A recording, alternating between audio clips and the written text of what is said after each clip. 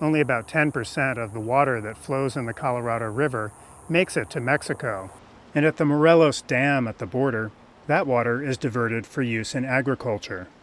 The river delta, which once extended another 160 kilometers to the Gulf of California, now ends here. And the once dynamic wetland habitat is now mostly sand, rocks, and invasive species. Miguel Vargas is Director of River Conservation with Pro Natura Noroeste, part of a coalition dedicated to restoring delta habitat piece by piece. He shows a section of dry riverbed the group is considering for its next project. This is the Colorado River in Mexico. When I see a site like this, it looks impossible. It is possible, and you need not really too much water. Vargas then shows a nearby restoration site where in less than 10 years, the group has grown a small forest of willow and cottonwood trees. We try to copy the river flow. The Raise the River Coalition receives river water from both the Mexican and U.S. governments, with a goal of creating a series of these sites to replace some of what has been lost to the river's overuse.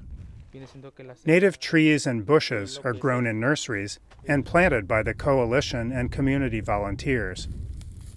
Gabriela Coloca Michel, a program coordinator for Pro Natura Noroeste, shows another older site.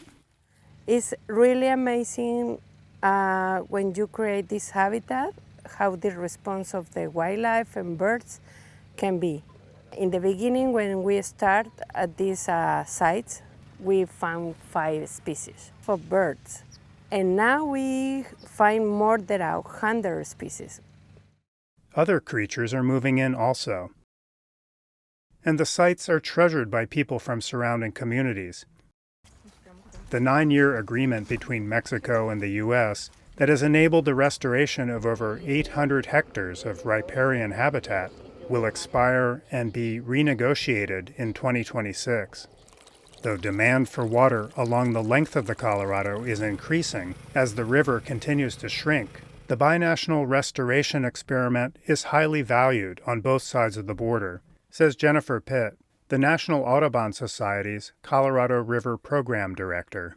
I think there's broad acknowledgement and desire to ensure that as we adjust Colorado River management to reduce water uses, because we have to, not because anybody says we should, but because literally the water is not there, that we can also address these issues of equity and environment.